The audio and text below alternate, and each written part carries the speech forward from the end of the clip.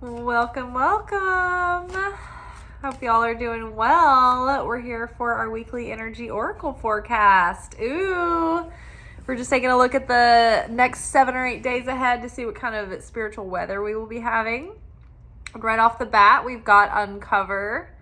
So we're in Pisces season, and that always takes us into sort of a plumbing of our depths, a journey into the self-discovery, of soul searching, of revelation into our unconscious motivations, unconscious patterns, seeing through illusions that have kept us distracted or on the wrong trajectory or under the wrong impression, any illusions that have kept us sort of like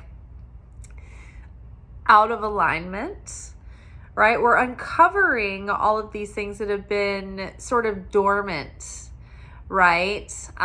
This image comes to mind of like going through your house. If you haven't ever done like a deep clean or like gotten into your trunks and your closets and under the bed and all the places that you tucked away those like boxes of things and things you didn't know what to do with and memories. And you know, when you go through those things, it brings back all of the memories and the feelings associated with the objects, and you get this rush of this feeling, right?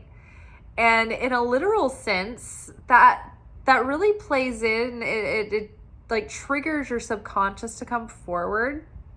But I feel like in a symbolic way, like emotionally, I think we're stumbling upon things that have been tucked under and put, here and there. It's like you stick something somewhere because it's temporary, right? I don't know what to do with this, so I'm just going to put it in here for now, and then I'll figure out something later. But you never figure something out later, so you end up having these weird little messes and clutter, right? And everybody has this, right? So it's like this literal thing that we all kind of accumulate, but we also accumulate spiritual clutter and emotional clutter. And I think that a lot of these things are being brought to the forefront of our awareness. We've done so much of the work by going in and seeking and doing it with intention and purpose, right? And so it's like when you have a big things to do list, you have to do what's like your immediate priorities first. It's sort of like you kind of triage the house and you see, okay, what needs to happen now? What's urgent? What's immediate? What can I put off? What are long-term things? What are those intermediate things? What's going to take me a long time, or I have to do a little bit at a time? And what can I knock out in like a day on a chore, right? So you figure these things out. But then it's like it takes you for weeks or months or a year or however long to get all of those things that you've neglected out of the way so that you can finally go deeper into the work, right? And get into your house and find all of those things that you've just like let pile up and get rid of the clutter and really give yourself a clean slate and an open space to work with and live in, right? And how good does it feel when you've really cleaned out a space or a room, and then while you're at it, it's like you've done the deep cleaning, you've decluttered, and now you're starting to do a little redecorating, and the energy of the space is like, it's like a new life. I'm not a big fan of reality shows. I worked on them for many years. I saw enough of them in real life amidst the reality. But I actually love this British show where they would go into like hoarders' houses, and these two women would like deep clean their house, and they had all these like cool cleaning hacks and techniques. And it was so satisfying when you like see the hoarder's house like transformed, and then they go in and it's this bright, clean space, and it's nothing new. They didn't do a home makeover. They just cleaned their house really good, and the light is coming in, and you can tell that the energy in the air is just moving through the room and the space differently. And it's so satisfying. It feels so good. that is something that's happening on a heart level right now with us, and on a soul level, and on a mental level, and on a consciousness level. There's so many things that have suddenly shifted and given us sort of like shifted in a way that like it kind of closed the clippers and snipped off the dead ends of the old timeline. And now I think we're seeing a lot of the things that used to hold us back and used to send us through patterns of reactivity and used to keep us like, in a state of upset or unfulfillment or whatever. And we're like, oh, I see that there's no real value in this. And it's just sending me in circles and there's no good into it. And so it's just like it doesn't have power over us anymore. We see that the illusions and the temptations and the bait, it doesn't have any value. And we're like, man, I'll pass. I'll wait. I'll hold. I'll save my appetite for the real dinner and not fill up on snacks. So much is being uncovered, and through that, there's this death and rebirth and transformation. All right, let's see what else.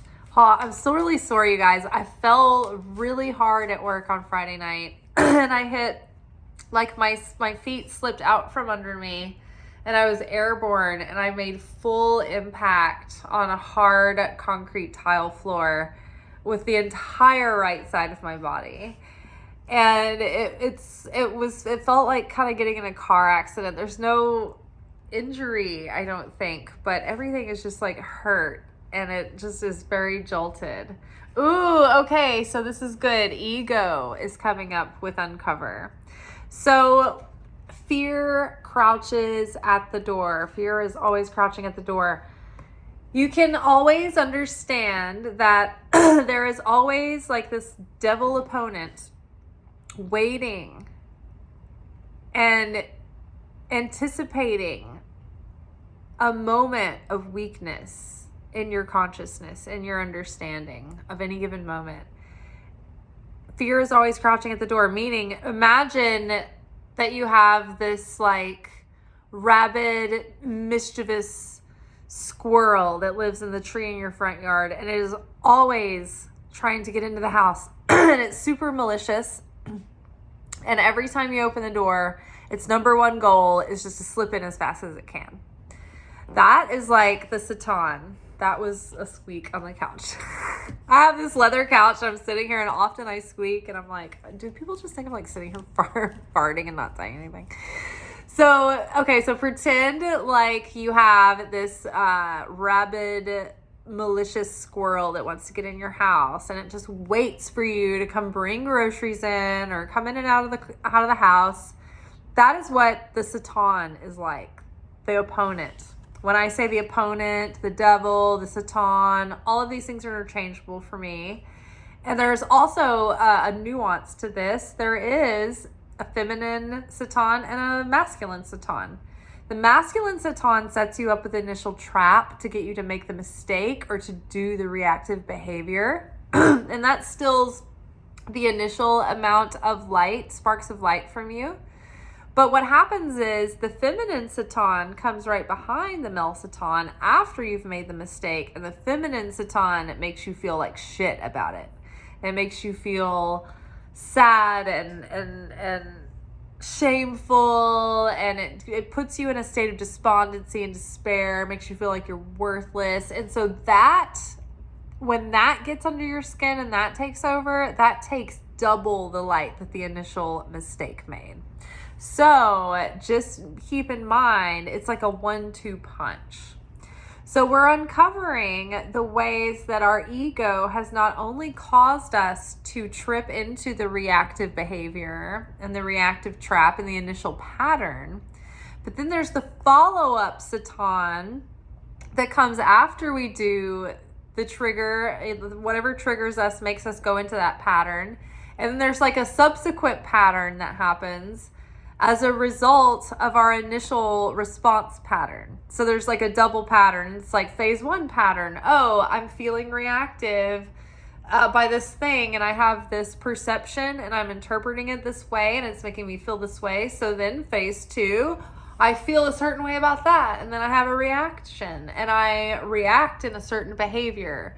I call that ex, or I go to that place where I think I'll run into them, or I get mad at work, or I get jealous, or I start wagging my evil tongue and start talking about people, or I have an evil eye, or I have a wandering eye, or whatever it is that your reactive behavior is that gets you on those negative patterns. That's phase 2, right? Phase 1, the initial inciting incident that initiates the process. Then you're perceiving the incident. And so that's phase 1 test. How are you perceiving the incident? Where are you at that point of your consciousness? Are you still perceiving it through the old pain and the old victim consciousness, or are you perceiving the world differently now?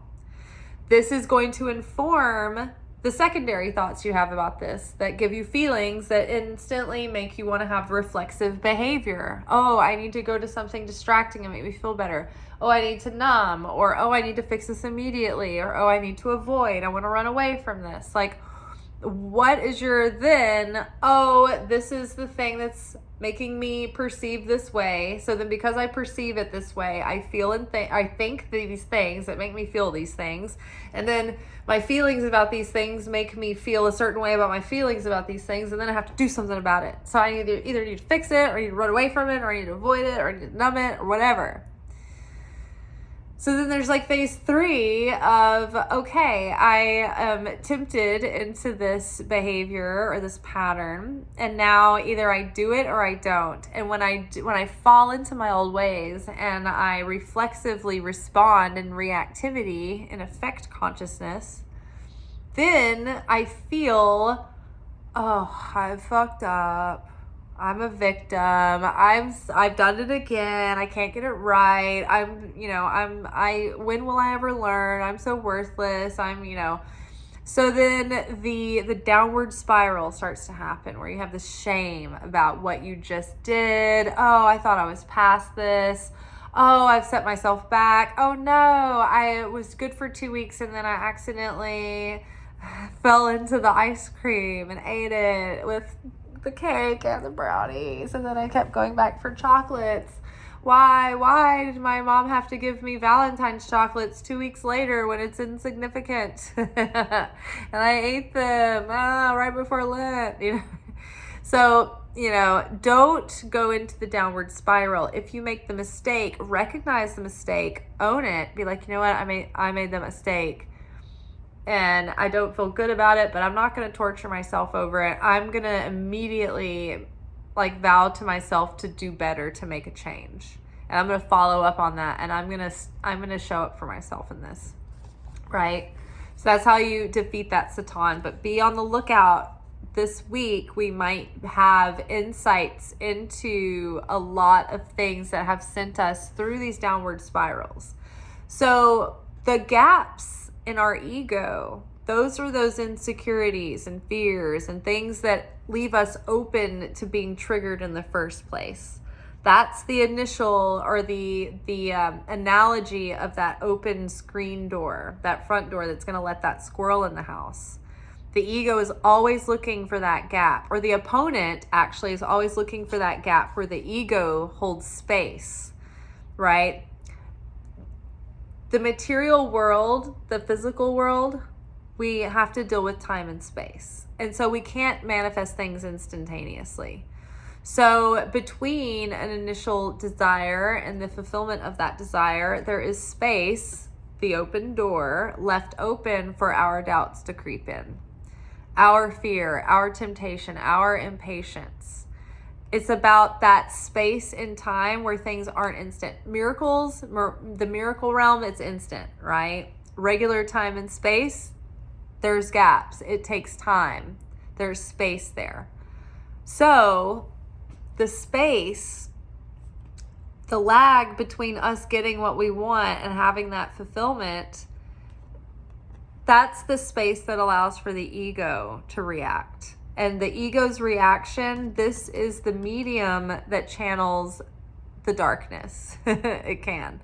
So it's just like we want to perfect our soul to be a channel of the light and bring the light forth in this world. The ego can often be made a channel of the darkness, to channel the darkness into this world.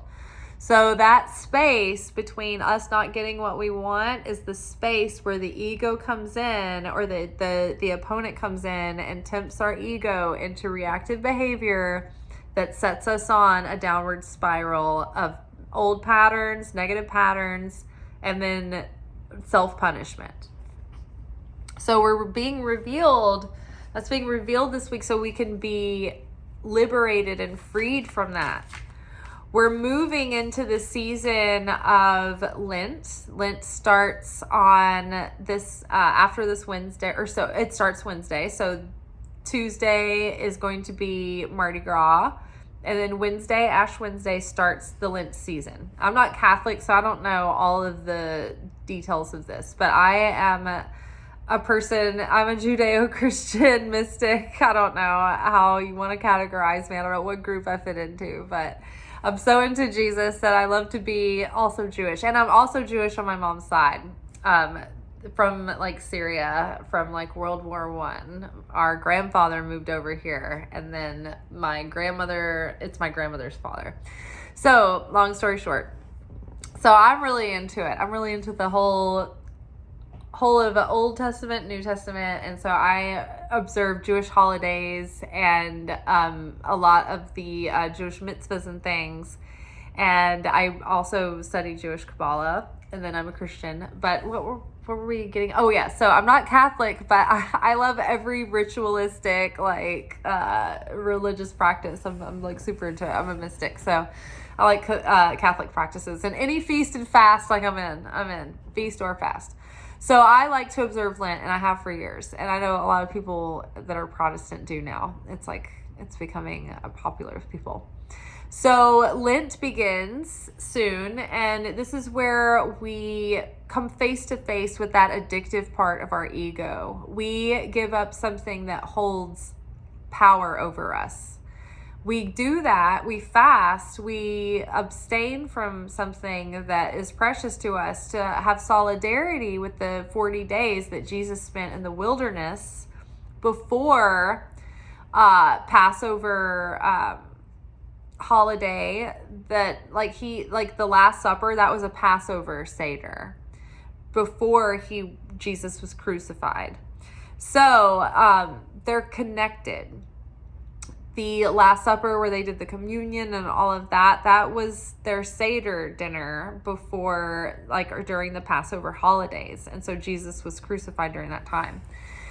And every holiday in the Jewish holiday, it has to do with a remembrance of the exodus of Egypt, the freedom of our bondage from slavery. So during these holidays are always like aligned. Essentially, they're not always overlapping or together, but they're in the same season. So Lent, during the Lenten season, this is being in solidarity with Jesus, when Jesus spent 40 days in the wilderness fasting before Passover season, when he knew that was going to be his big confrontation with the like Judaism as an organization, with like the Pharisees and all of the governing religious class, plus the clash that he was having with the Romans. Like, Jesus knew he was going to be executed. He just didn't know quite exactly when that was going to be, but he had a fairly good idea of the timeline that was playing out. So Jesus went to prepare himself, to purify himself as a sacrifice in the wilderness. And the devil tried to tempt Jesus into throwing in the towel 3 times.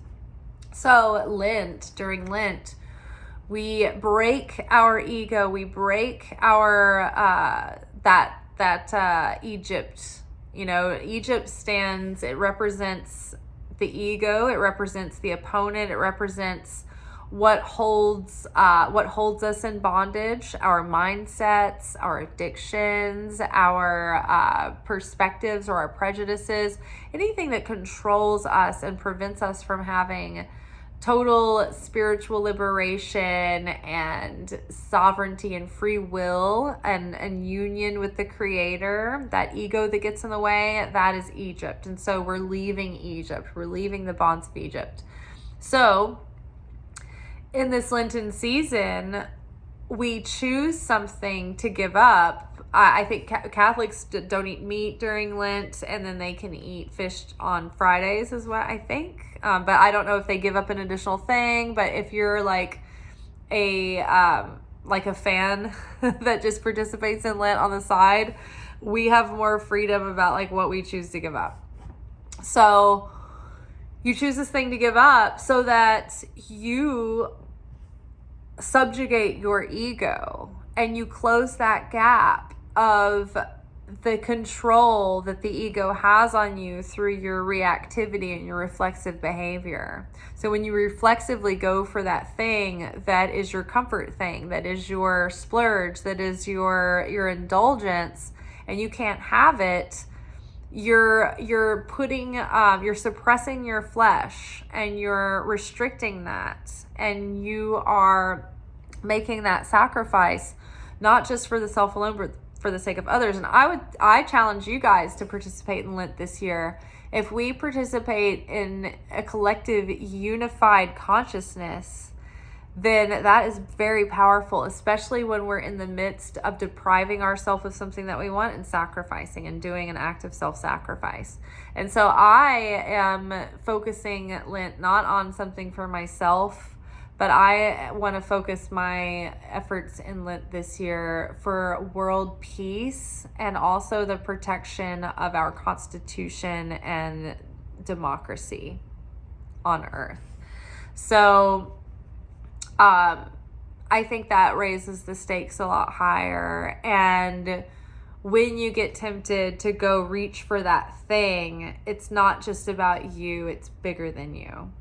And it's a covenant and a promise that you are making to God and to Christ. And so because of that, there's this power, and it allows for the possibility of miracles to be revealed. So you guys, everybody join in Lent for world peace and the protection of the United States Constitution and the protection of democracy and equality in the world. Ooh, breath. We've had breath a lot. I definitely tell myself all the time that I need to sit in breath work. I need to get quiet and sit in meditation, because this is really when you get quiet and you can connect with the way that the Spirit communicates with you through your own heart without any other outside noise or any other prompting. When you it's so funny because in a way, by overcoming the ego, we close the space that the opponent can get in.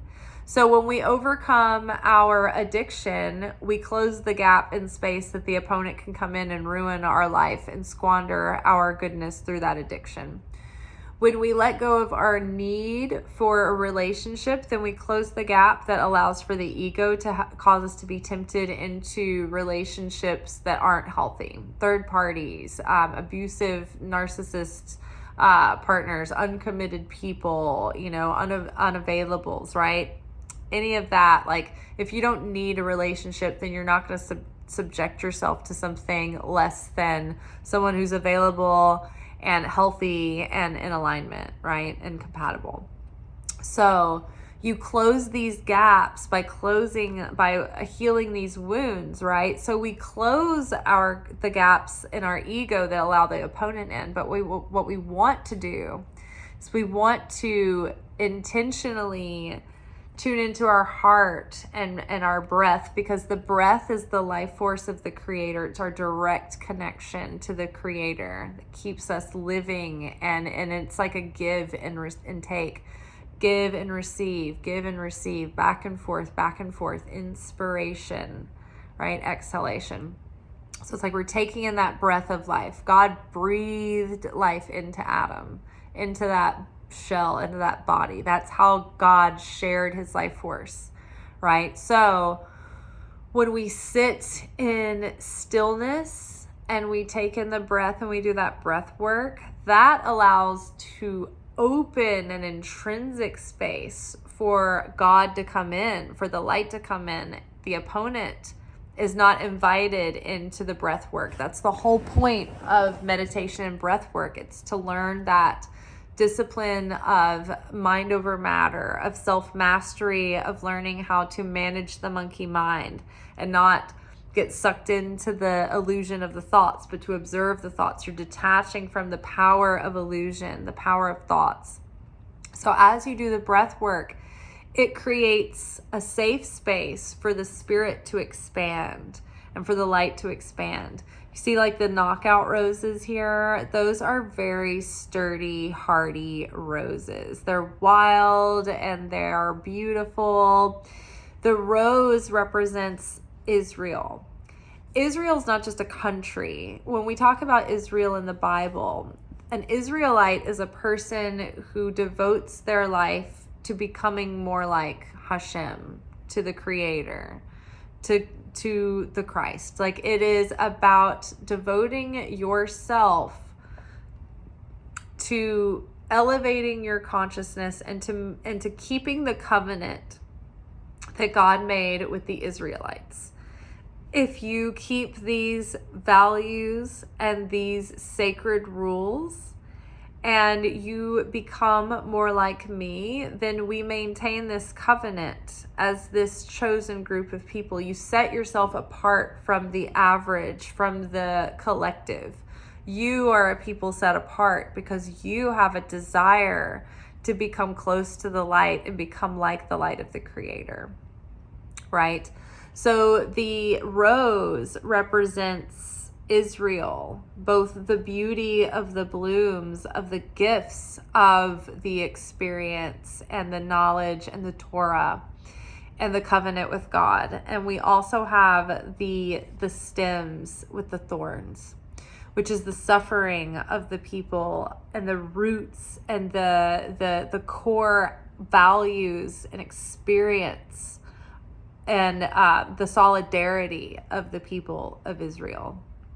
And so what we go through brings forth the beauty that we express and experience through this devotion. You know, there's bitterness and sweetness in the rose, right? And I think that knockout roses are particularly resilient and they're pervasive and they grow like wild, right? They become huge and they have 1 million blooms and they last all summer and they're not too finicky, right? They can survive through a lot.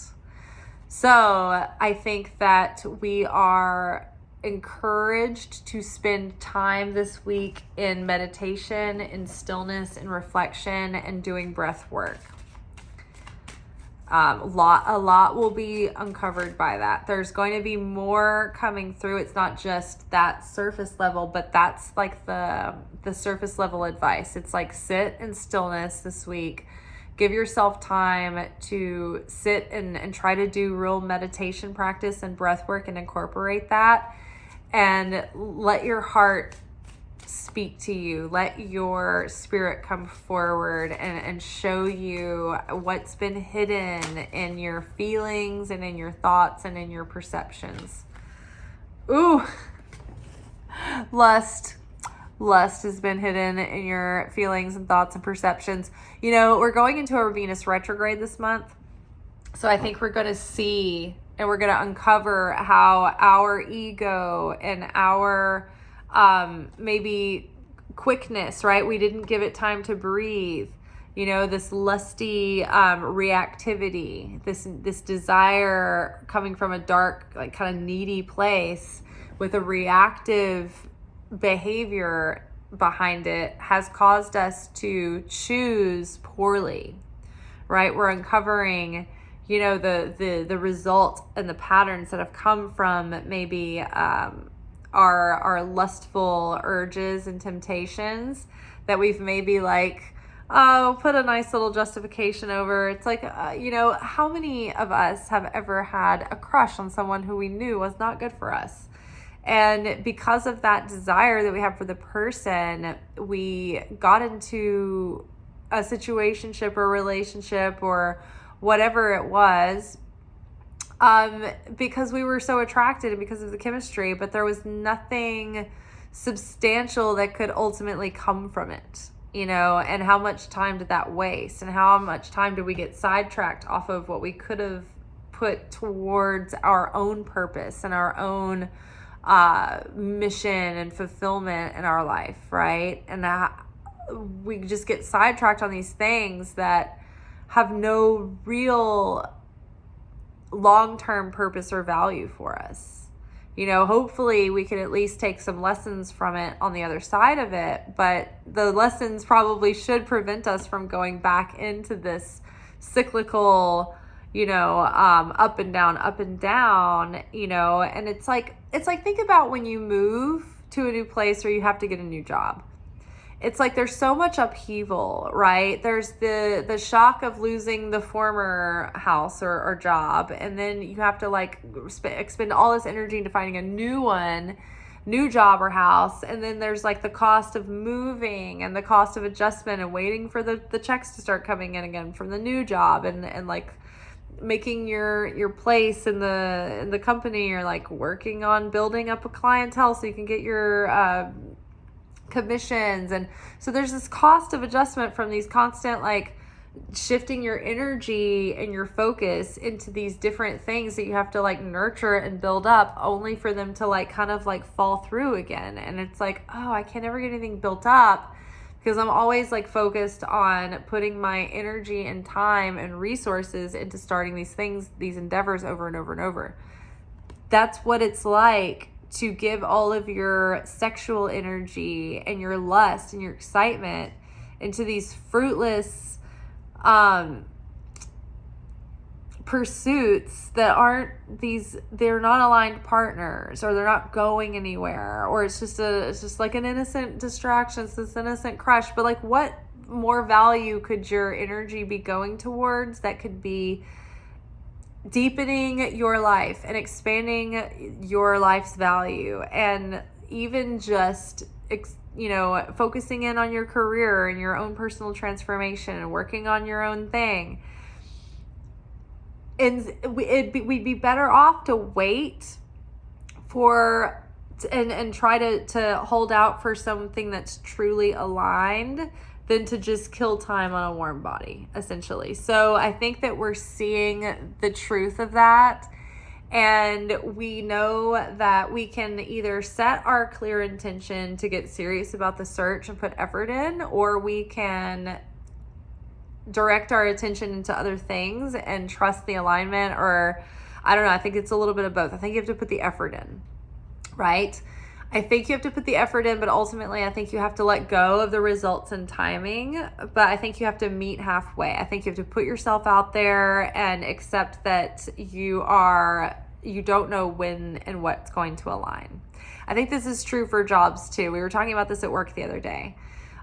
There are the people who end up getting those random great opportunities where it's through word of mouth, and it seems it just fell in their lap through a friend, and it's the perfect client or the perfect first job to get your feet wet in this area. And you're oh my God, where did this opportunity just come from? It seems like it fell in their lap, right? Through a friend. But oftentimes, and I've seen this firsthand recently, this happening with some specific people, that these people that get this good gig, they also spent the freaking time putting their resumes out there and trying and grinding and doing it the way that you're supposed to, doing everything they could to build the skill, to put their resume together, to try to do, some practice things and to put it out there. And they spent hours and hours. Sometimes I watched people take months and years, or a year or a little over a year of every day trying to find that job.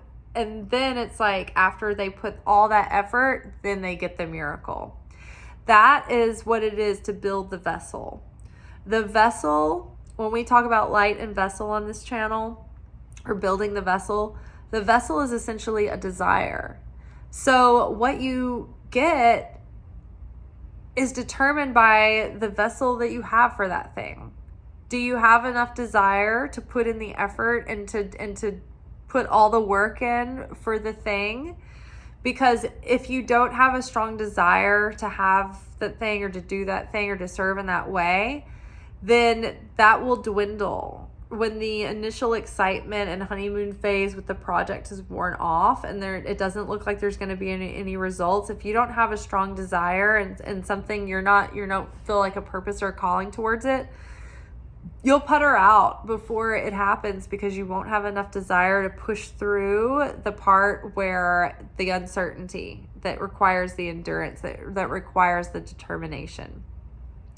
But if the lack of that thing ignites an even deeper desire and you're like, I can't give this, I'm determined, right? And you keep pushing through and you keep persevering, that's what unlocks the miracle. That's essentially the initiation and the test. It's right when you're at your wit's end.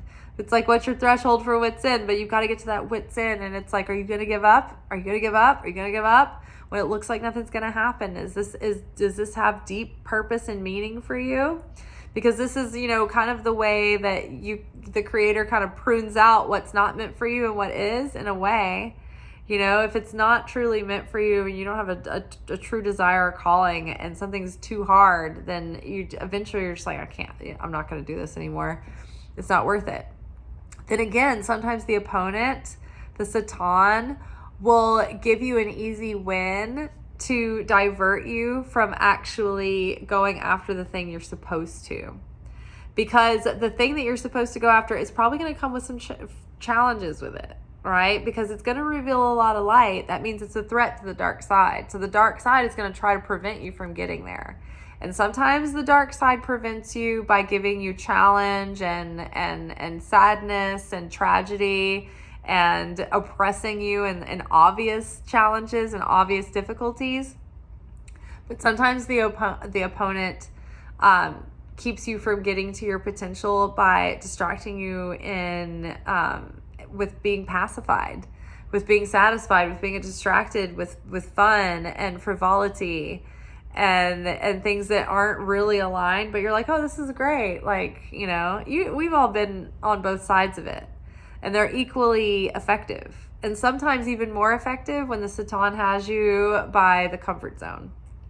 I mean, look at most of the mundane America out there. Mundane and lower, what are they doing? Most of them are not agonizing in their own torment. Some of them are. But many of them are just numbing out.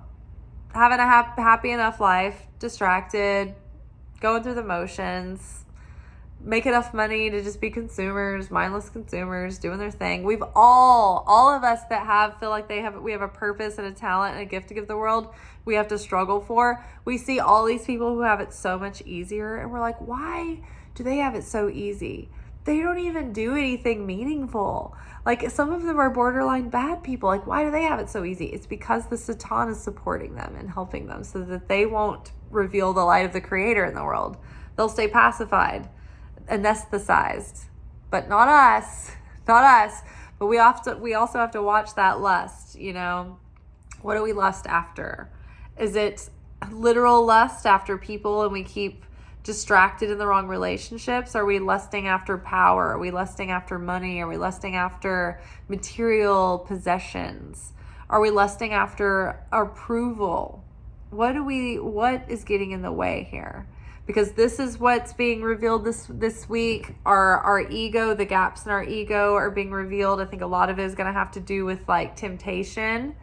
The temptation, I get it now. The 40 days in the desert, doing Lent. Uncover, get into that deep reflection. Let Pisces season take you there. Pick up a practice of meditation and a breath work, and seriously consider doing Lent. So if you decide to participate, I don't cheat on Fridays. Like the Catholic Church lets you have fish on Fridays if you give up meat or whatever. I don't break Lent on Fridays. I just do the full 40 days all the way till Easter. And then if Passover is after Easter, sometimes I wait until Passover. Whatever holiday is longer, I wait. I make the long fast. So you're going to give up something that is something that's like a comfort to you, or something that you like, something that's hard to abstain from. And we're going to do this for the sake of sharing, for the sake of not necessarily healing something specifically for ourselves, but we're doing this for the whole of mankind this time.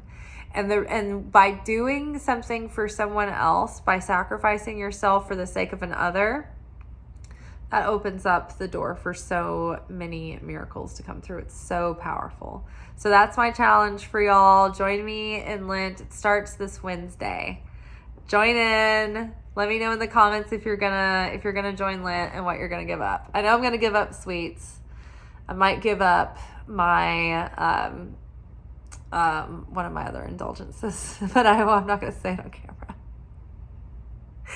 It's cannabis. It's legal, compliant, state compliant cannabis, THCA. Maybe. I'm thinking about it. We'll see how it goes. But definitely sweets. I have a very bad sweet tooth. Very strong sweet tooth. All right, you all. Let me know if you're going to join Lent in the comments. Also, let me know if there's specific aspects of this channel that you are into, or what kind of made you stick around. I'm trying to hone in my keywords to help the videos get out to other people that would like these messages and that would like this kind of content. So if you guys have any insights into maybe helpful keywords or hashtags or categories of ways to reach a wider audience, or more, not wider, but actually more honed in and specific and intentional audience, let me know if y'all have any ideas about that too. All right, ciao.